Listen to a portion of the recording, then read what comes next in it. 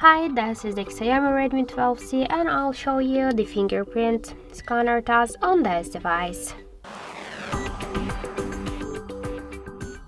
So I just set up my fingerprint here to the scanner and now I'll make a couple of tries to unlock the device with my fingerprint just to see how fast this feature is and does it works. So let's start. 1, 2, 3, 4, 5. So as we can see that the fingerprint scanner works here fast and correct. I just with a simple touch to the fingerprint scanner unlock the device without just any problems. So you can try this unlock method, but don't forget that the fingerprint is less secure than the passcode, pin code, or pattern unlock methods. So thank you for watching, and if you find this video helpful, don't forget to leave a like, comment and to subscribe our channel.